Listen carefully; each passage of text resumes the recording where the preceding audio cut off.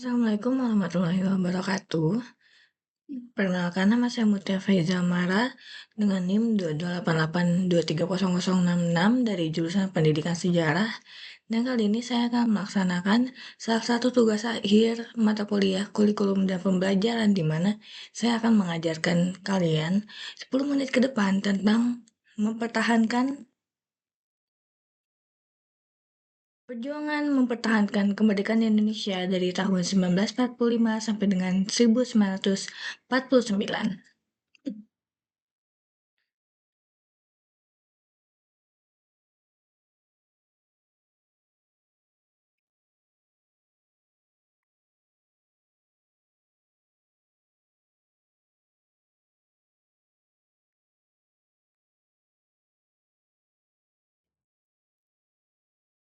Kita lanjut. Di slide pertama itu membahas tentang pengantar revolusi fisik. Nah, mungkin teman-teman ngiranya pada tahun kemerdekaan ke Indonesia pada tanggal 17 Agustus 1945, Indonesia itu sudah benar-benar merdeka. Padahal pada kenyataan sebenarnya Indonesia itu masih belum sepenuhnya merdeka karena masih berpeluang untuk bisa dijajah kembali oleh negara yang menjajah gitu. Setelah proklamasi kemerdekaan Indonesia 17 Agustus 1945, Belanda atau Nika datang kembali diboncengi sekutu dengan tujuan menegakkan kembali kekuasaan kolonial di Indonesia. Lalu tahun 1945 sampai 1949 dikenal sebagai periode revolusi fisik, di mana bangsa Indonesia berjuang keras melawan upaya kolonialisme Belanda. Lalu perjuangan ini dilaksanakan melalui dua jalur, teman-teman, yang saling melengkapi dan bergantian, yaitu perjuangan fisik atau perang atau perjuangan secara militer, lalu ada perjuangan diplomasi atau perjuangan politik. Kita masuk ke pembahasan pertama, yaitu perjuangan fisik atau perjuangan militer.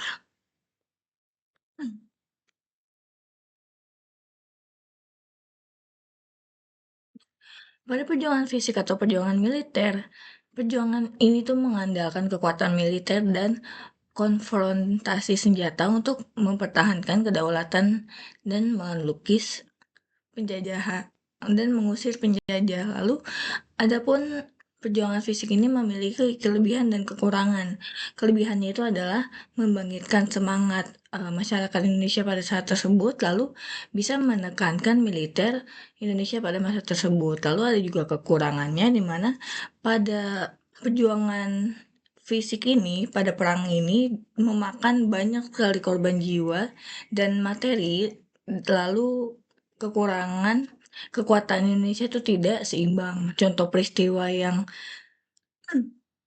kita lakukan, apa? Contoh peristiwa perjuangan fisik yang kita lakukan pada masa tersebut itu ada pertempuran Surabaya tanggal 10 November 1945, lalu ada Bandung Lautan Api bulan Maret 1946, serangan umum 1 Maret 1949, lalu ada taktik gerilya Jenderal Sudirman. Kita lanjut membahas perjuangan yang kedua, yaitu ada perjuangan diplomasi atau politik.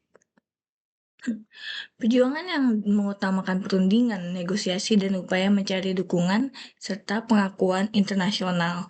Nah, kalau tadi perjuangannya fisik yang mana menghabiskan banyak korban jiwa dan materi, untuk perjuangan diplomasi ini hanya membutuhkan satu orang-orang yang sangat cerdas, orang-orang yang pandai berunding maupun bernegosiasi. Adapun kelebihan dan kekurangan dari cara perjuangan diplomasi politik ini, yang mana kelebihannya itu satu, mendapatkan pengakuan secara internasional, dua, menghindari banyaknya korban, tidak seperti perjuangan fisik yang sebelumnya kita bahas.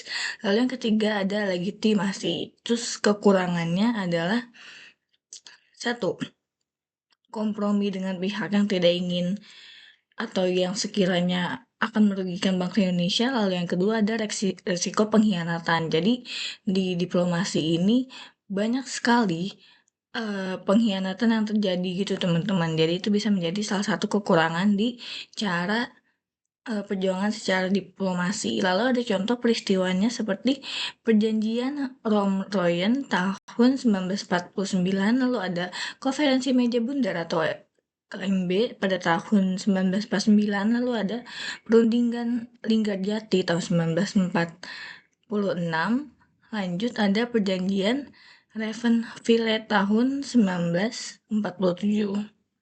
Itu adalah kekurangan dan kelebihan dari dua cara masyarakat Indonesia mempertahankan Indonesia pada masa tersebut.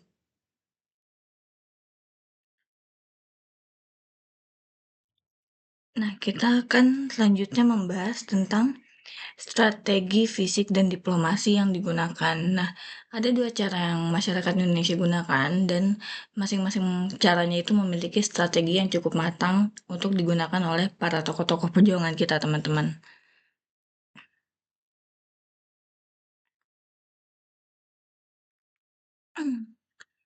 Mungkin untuk strategi dari perjuangan fisik dulu ya, teman-teman. Perjuangan fisik ini memiliki metode strategi yang meningkatkan kekuatan senjata yang Indonesia punya gitu. Jadi meningkatkan kekuatan senjata, pertempuran, dan gerilya. Tujuannya adalah untuk mempertahankan wilayah, mengacaukan pertahanan Belanda, dan merebut kembali kemerdekaan Indonesia. Dampak Lalu, perjuangan fisik ini memiliki dampak global, teman-teman, yang dimana menarik perhatian dunia terhadap argens agresi Belanda. Lalu beberapa tokoh kunci yang diperankan dalam perjuangan fisik dalam Indonesia mempertahankan kemerdekaannya itu ada Jenderal Sudirman, Bung Tomo, dan para tentara rakyat. Lalu kita masuk yang strategi diplomasinya, di mana kalau strategi perjuangan secara diplomasi atau politik itu menggunakan metode perundingan, negosiasi, dan jalur PBB. Jadi pada masa tersebut PBB itu sudah ada dan memang ditugaskan untuk membawa perdamaian antara bangsa-bangsa gitu teman-teman. Lalu tujuannya adalah untuk menghentikan permusuhan, mendapatkan pengakuan secara de facto. Lalu dampak globalnya itu memperoleh dukungan dan pengakuan kedaulatan.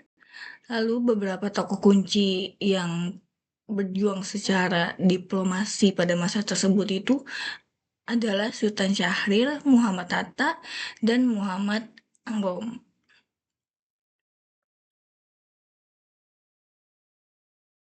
Lalu, dari sini kita bisa menyimpulkan teman-teman bahwa kedua strategi ini saling melengkapi.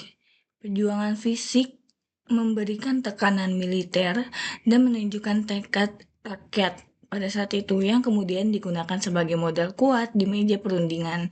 Sebaliknya, diplomasi memperkuat posisi rakyat Indonesia di mata internasional yang akhirnya memaksa Belanda mengakui kedaulatan Indonesia.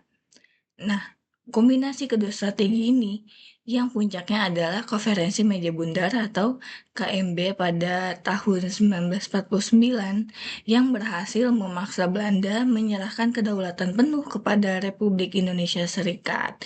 Jadi setelah perjuangan secara fisik maupun secara diplomasi ataupun politik, hasilnya itu finalnya itu terbukti setelah konferensi meja bundar yang dimana menghasilkan Republik Indonesia Serikat sebelum menjadi bangsa Indonesia. Indonesia itu menjadi Republik Indonesia Serikat terlebih dahulu pada tahun 1949. Nah, mungkin itu tadi penjelasan singkat tentang salah satu salah satu materi yang diajarkan pada kelas 12 tingkat menengah atas tentang perjuangan mempertahankan kemerdekaan Indonesia tahun 1945 sampai dengan 1949, yang dimana akan mempelajari tentang perjuangan masyarakat Indonesia mempertahankan kemerdekaan Indonesia, baik secara perjuangan fisik atau militer maupun perjuangan diplomasi ataupun perjuangan politik. Nggak akan menjelaskan dari seluruh peristiwa maupun tokoh-tokoh yang eh, berkesinambungan dengan peristiwa tersebut. Kurang lebihnya saya mohon maaf, mungkin saya tutup dulu. Wassalamualaikum warahmatullahi wabarakatuh.